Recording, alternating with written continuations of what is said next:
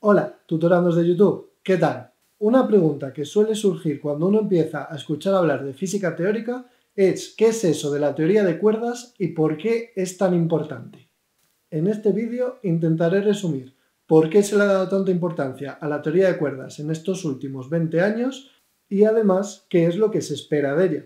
Para ello, sorprendentemente, tenemos que irnos a la física de agujeros negros y más en particular a la conocida como la guerra de los agujeros negros.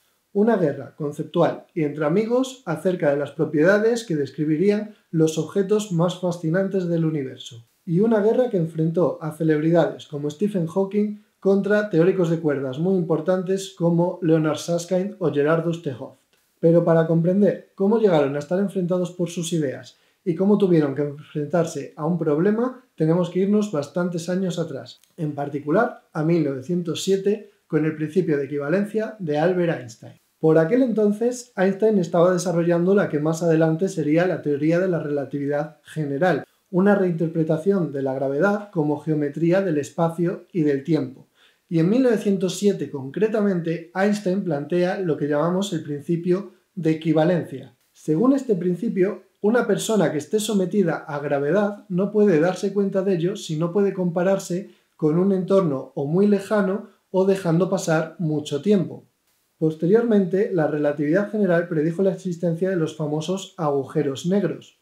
Y en torno a los años 60, cuando ya había pocas dudas de que existiesen, se empezó a analizar matemáticamente la teoría de Einstein para ver qué propiedades tenían que tener estos objetos. Una característica muy conocida es que tendrían un horizonte de sucesos dentro del cual se concentraría una gran cantidad de energía o de masa, ya que en relatividad son conceptos bastante equivalentes, y que el tiempo en dicho horizonte pasaría mucho más lento que en el universo exterior. En particular, pasaría infinitamente más lento. Esto significa que si tenemos aquí un agujero negro y aquí a una distancia prudente una cierta civilización, a lo mejor un segundo en las proximidades de este agujero negro equivalen a miles o millones de años en esta civilización que está separada. La cifra exacta dependerá de la masa del agujero negro y de la distancia a la que estemos de él. También puede depender de otros factores como la carga o si está girando. La cuestión es que debido a esta diferencia en el paso de tiempo prevista por la relatividad general, la cual, por cierto, se ha comprobado experimentalmente, como puedo comentar en otro vídeo, si una persona intentase llegar hasta el horizonte del agujero, allí la proporción se dispara hasta infinito, de forma que un segundo justo en el horizonte del agujero negro equivale a infinitos segundos en la civilización exterior. Un resultado que nos dice que si una persona intenta llegar hasta el horizonte procediendo de dicha civilización, en el momento en el que lo alcance, fuera habrán pasado infinitos segundos y prácticamente habrá terminado el universo desde el que procede. Este resultado, por ejemplo, ha llevado a algunos teóricos a conjeturar que si una persona saliese de vuelta al exterior, como el universo del que procede habría acabado, tendría que aparecer, por ejemplo, en un universo diferente. Pero cuidado que esto son conjeturas muy arriesgadas, no estoy diciendo que esto sea así ni que sepamos que sea así ni nada por el estilo. La cuestión es que esta persona que atraviesa el horizonte va a atravesarlo y llegar hasta el interior del agujero, donde morirá por el exceso de gravedad, y mientras tanto para la civilización exterior será como que esta persona se ha quedado congelada en el horizonte sin llegar a atravesarlo nunca, ya que para que pase un segundo para la persona en el horizonte tienen que pasar infinitos segundos fuera. Es decir, insisto, si una persona se aproxima al horizonte de un agujero negro, desde el exterior se tiene que ver que se queda como congelada y pegada sin llegarlo a atravesar nunca. En los años 60, en Estados Unidos, el físico John Wheeler y varios de sus estudiantes intentaron comprender qué pasaría en el interior del agujero negro y qué propiedades energéticas o termodinámicas tendría que tener este. Y una pregunta que se plantearon era qué pasaba con la entropía. La entropía, no me voy a poner a detallar mucho, básicamente es una medida de la desinformación que tenemos sobre un sistema.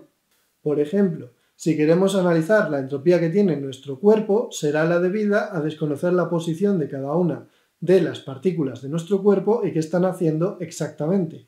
De modo que para poder comprender la entropía de un agujero negro, lo que hay que plantearse es qué está pasando dentro de ese agujero negro y desconocemos. El problema de partida era que la relatividad general predecía que los agujeros negros no tenían que tener entropía. Dos agujeros negros con exactamente la misma masa, carga y cantidad de giro serían completamente equivalentes. Esto implicaría que conoceríamos absolutamente todo sobre ellos sin ambigüedades y por tanto no tendrían entropía. Sin embargo, este grupo de físicos y en especial Bekenstein se dieron cuenta de que si el agujero negro no tuviese ningún tipo de entropía, sería posible reducir la energía del universo lanzando cosas a agujeros negros. Y esto atentaba contra el segundo principio de la termodinámica, que básicamente lo que nos dice es que la entropía del universo tiende a aumentar. Entonces, tras una serie de estimaciones, llegaron a la conclusión de que el agujero negro efectivamente tenía que tener una cierta entropía y que esta entropía tenía que ser proporcional al área de su superficie, es decir, la cantidad de desconocimiento que tendríamos de un agujero negro sería directamente proporcional al tamaño de su área, no a su radio, no a su volumen, sino a su área. Esta idea chocó a Stephen Hawking, por ejemplo, quien dijo que si el agujero negro tuviese entropía tendría que tener temperatura y radiar partículas hacia el exterior. Eso iría en contra de la relatividad general y básicamente estaríamos llegando a una contradicción. La idea es la siguiente: si el agujero negro tiene energía y entropía, tiene que tener temperatura. Pero si tiene temperatura, por la ley de que la temperatura fluye de los cuerpos calientes hacia los cuerpos fríos, necesariamente un agujero negro tendría que radiar energía hacia el espacio vacío, ya que el espacio vacío está más frío típicamente que un agujero negro, salvo que el agujero negro sea extremadamente gigantesco. Y Hawking pensó que a lo mejor sí que un agujero negro podría tener esta temperatura de Unruh en su horizonte. Hizo los cálculos, llegó a la conclusión de que podía tener efectivamente una temperatura que era compatible con la entropía a la que había llegado Bekenstein. En realidad corrigió numéricamente el resultado de Bekenstein y dedujo que los agujeros negros tenían que emitir radiación, una radiación a la cual a día de hoy llamamos radiación de Hawking. Pero Hawking fue más allá y dijo que dado que el modelo que él había empleado para justificar esta radiación se basaba en probabilidades y en física cuántica, lo que un agujero negro radiaba no tenía ningún tipo de relación con lo que hubiese entrado en su interior, y que los agujeros negros, a efectos prácticos, eran destructores de información. Tienes cosas que entran en el agujero negro y aunque después sean radiadas no va a haber ningún tipo de relación entre lo que el agujero negro radie y lo que ha entrado previamente. Esto suponía un claro ataque a las ideas deterministas de la física cuántica, según las cuales, si tú conoces el estado inicial de un sistema, puedes calcular, independientemente de lo que suceda por el medio, el estado final, más bien la probabilidad de que haya un estado final concreto. Hawking negaba esto y decía que el estado final de la radiación no tenía ningún tipo de relación con lo que hubiese entrado en el interior del agujero negro. Y básicamente decía que las leyes con las que estaba trabajando eran implacables. La relatividad general no permitía distinguir agujeros negros con la misma masa y, por otra parte, la física cuántica asociada a la radiación utilizaba conceptos de probabilidad que no tenían en cuenta cómo se hubiese originado el agujero negro. Así que el físico teórico de cuerdas Leonard Susskind empezó a plantear que eso tenía que ser un error de concepto y que se tenía que resolver, que evidentemente tenía que haber una conexión entre lo que salía del agujero negro y lo que hubiera entrado. Y su único problema era explicar cómo era posible que la información se conservase. En el año 1988 planteó el siguiente problema. Si tenemos la persona que entraba en el agujero negro, Bob, y una persona externa que le esté viendo desde lejos, Alice, Bob no va a percibir nada en el horizonte de sucesos debido al principio de equivalencia y se va a morir incinerado en el interior del agujero negro. Pero Alice, debido a que percibe una cierta temperatura y una cierta radiación en el horizonte, lo que tendría que ver es que Bob muere incinerado en el horizonte de sucesos. Dos perspectivas incompatibles. No puede ser que Bob se muera en el interior del agujero negro y que además se muera en su superficie. Entonces, aquí había un problema que había que resolver. Esto se conoce como el principio de complementariedad de los agujeros negros, que hay dos versiones diferentes para un mismo suceso.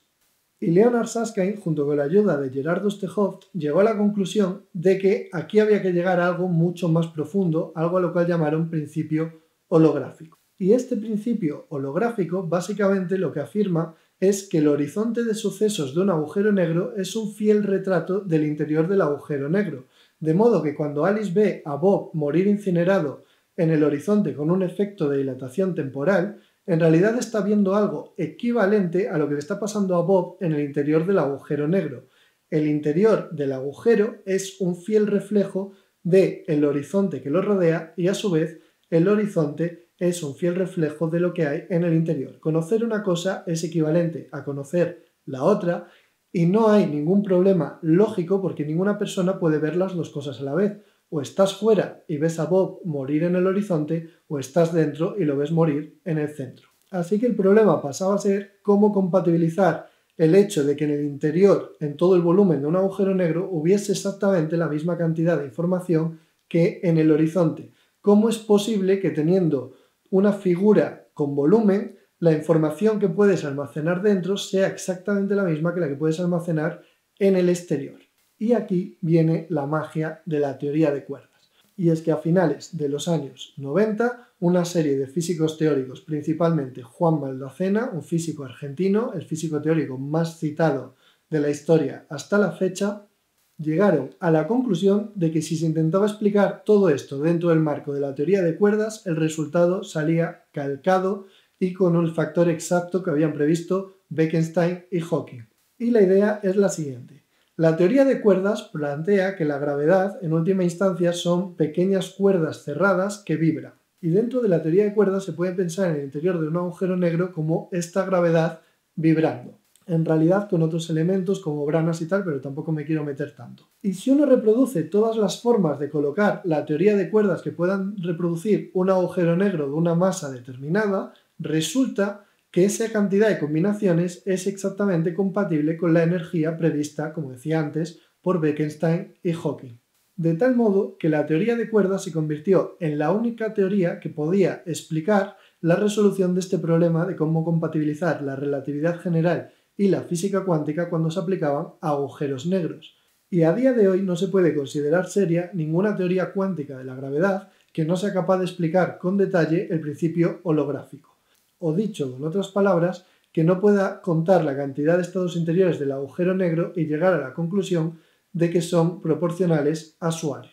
Como la teoría de cuerdas fue la única teoría que fue capaz de resolver esto en los años posteriores a la propuesta del principio holográfico, esto disparó completamente su fama y por eso, desde el año 98, cuando Juan Maldacena publica su artículo, la teoría de cuerdas aplasta automáticamente a toda la competencia. Esto no quiere decir que la teoría de cuerdas sea correcta, ni tampoco quiere decir que las otras teorías tengan que estar todas ellas mal. Simplemente significa que la teoría de cuerdas es la que ha dado un resultado más inspirador y relevante para resolver un problema ya conocido. Por supuesto, la teoría de cuerdas sigue pudiendo ser errónea y en los últimos años muchos físicos teóricos están empezando a dejarla de lado porque parece ser incompatible con un universo en expansión, como en principio es el universo en el que vivimos. Y hasta aquí esta breve explicación de por qué la teoría de cuerdas es popular.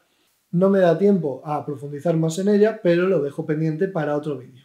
Espero que os haya sido útil para entender su importancia y ya sabéis que nos vemos en el próximo blog.